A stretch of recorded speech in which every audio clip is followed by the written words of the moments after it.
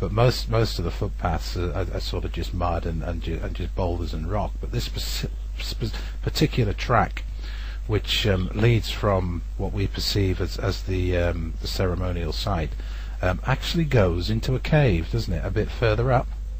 I think that cave was the very reason why the site became a site of ritual, because that cave went in deeper than we could see, didn't it? And it was what we weren't allowed access, or it got too scary to go in, really, didn't it? Yeah. It meant having a few potholing skills and equipment, I would have thought. Yeah, helmet and a torch, and not suffering from claustrophobia. So, was that Demon's Rock? Well, Demon's Rock, what I'll do is I'll put a map up when this goes to air.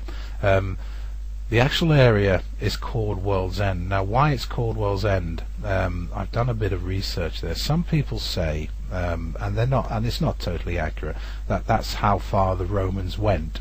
But the Romans did go towards Anglesey, so they went further west. So that's sort of that colloquial knowledge I don't trust. Now, why it's called World's End, I don't know. It's a beautiful place, though, isn't it? You look down the valley, you've got this fairy tale view, because we walked down Demon's Rock. Do you remember? We walked across the top of the moor, and then when we started our descent, that was Demon's Rock. So we walked down Demon's Rock, and perhaps when we do our documentary later on in the year, we'll do some more research as to why that's called Demon's Rock. And of course, we think the rituals were they're all facing this hole in the earth, of course, and that's we right. think there's something to do with summoning up entities from the hollow earth. Yeah, you came up with that, didn't you? It's very, very interesting. And then we went up Dinesbran Castle, didn't we? We took a walk up there. This is Castle of Legend, by the way. It's sort of mentioned in the Welsh Mabinogion, which is the Welsh Arthurian legends. Some sources say it is the original Camelot. Again, there is no evidence for that. But as we were coming off the ruins of the castle at the top, we just sort of noticed it was just very small, wasn't it? On a stock fence, on a wired fence, some sort of witch-type symbolism, sort of Wiccan symbolism. On one side of the fence post was, I think it was a daffodil, wasn't it? A proper organic daffodil. On the left side of the fence post, as you look at it, was a plastic plant. And down below, and it formed an upside-down triangle, if you recall. Again, I'll show the image of that. And there was a dead daffodil at the bottom. So, I mean, it felt like a Wiccan symbolism. I wouldn't know anybody else who would do that. And I remember if somebody had lost their life on the mountain, I could see them put in a wreath of flowers in remembrance, because people do that. But to actually go to the trouble of sticking an organic daffodil and then a plastic plant to the side and a dead daffodil at the bottom, it's I think we got a photograph of that, didn't we? Yeah, got a photograph of that. Viewers will be able to see that then, will they? Yes. Right. Yes. Well, I think when they see it, anybody who's familiar with witchcraft and their symbology and the things they put in their certain places or the sacred places, I think they'll instantly recognise it as witchcraft working. It's like when you see twigs in funny shapes, they're hexes, and sort of which is going, I'll place a hex on somebody or something like that. Your trip to London, because I know a lot of people enjoyed your presentations there. I know all the information was broadcast in your presentation, but is there anything you want to add to your trip and any more information there? One thing occurred to me that it's funny, in the second trip, when I was being followed by this spy, or at least one spy, it's funny, I just got this urge to go at a certain time, like, I've been there enough, and I had to go, and so I just grabbed my stuff and quickly started walking and mingled in with the crowd. And within 20 seconds of me getting up and moving away, this police meat wagon came along, driving and stopped outside it stopped exactly where I was sitting. Right. And I think whoever it was that was watching me was going to have me picked up and give me a good talking to, a good Q&A session. And I think I was spiritually quickened to just get up and good move. It would have been interesting to see what they'd have had to say, actually, because, I mean, in my experience of an activist, I mean, the police do pick you up, although I've not been picked up by the police. A lot of my colleagues, friends and associates have. It's just a scare tactic. They pick you up, they chuck you in the back of a wagon, and then they let you go. I mean, it's just an authoritarian scare tactic, actually. But, yeah, well, very I think I've been followed for quite some time, because I was wandering around all of the major buildings in that area, and out of sight, out of mind, I was using organ blasters around the whole of the centre of London, Buckingham Palace, all of the seats of power. The whole place has been organed 100% now. And whether or not I was spotted placing any of them, I don't know.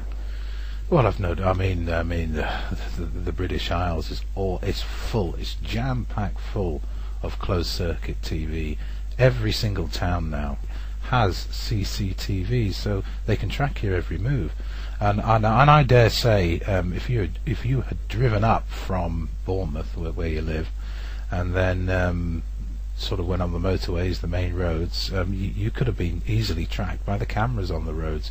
Yes, and there are some new cameras going up now. They're bright yellow, and they right from left, right overhead, and then right down the other side of the motorways now. They're out, the only place I've seen them so far is outside the road motorway that leads to Southampton Docks.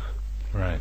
And I think there are these cameras that they're talking about that use thermal imaging and all kinds of incredibly high-tech stuff to examine people's faces. It may be facial recognition technology, I don't know, but... well, they do have that, don't they? Yeah. Yeah. Coming back to your trip to London again, you went to the Houses of Parliament and the garden round the side or the back, and there was the bull in the garden wearing the red shroud, the red robe.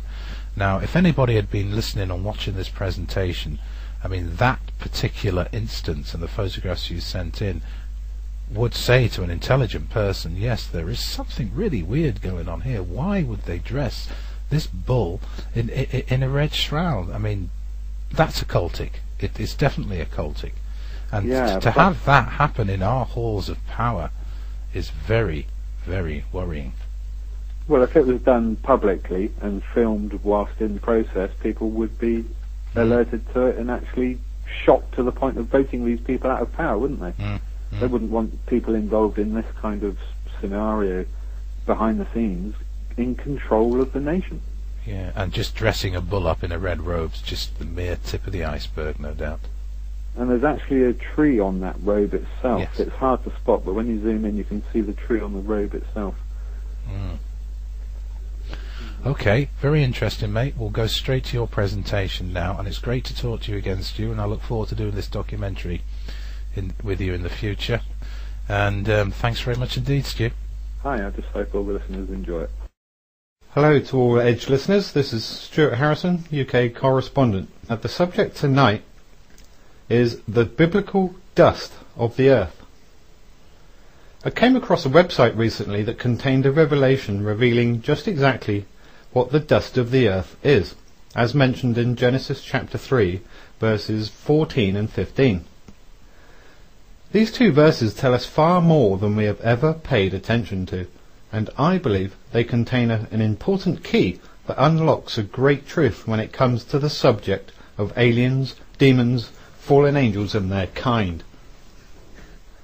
Genesis chapter 3 verses 14 and 15. And the Lord God said unto the serpent, Because thou hast done this, thou art cursed above all cattle, and above every beast of the field. Upon thy belly shalt thou go, and dust shalt thou eat all the days of thy life. And I will put enmity between thee and the woman, and between thy seed and her seed. It shall bruise thy head, and thou shalt bruise his heel. Now the website identified the dust of the earth, but did not explain the rest of it. Unfortunately, I did not bookmark the site where I found it, or make a note of any names involved to be able to give any credit. I have searched, but to no avail. These two verses have puzzled Bible readers for a very long time, and the chances of it being delicately disguised through the language are high. One reason I think this is a subject worth bringing attention to is that there are just so many people that believe there are good or even neutral so-called aliens. I say so-called aliens because we must remember that to them and their kind, it is us that are the aliens, as they were here first. They see mankind as the usurpers,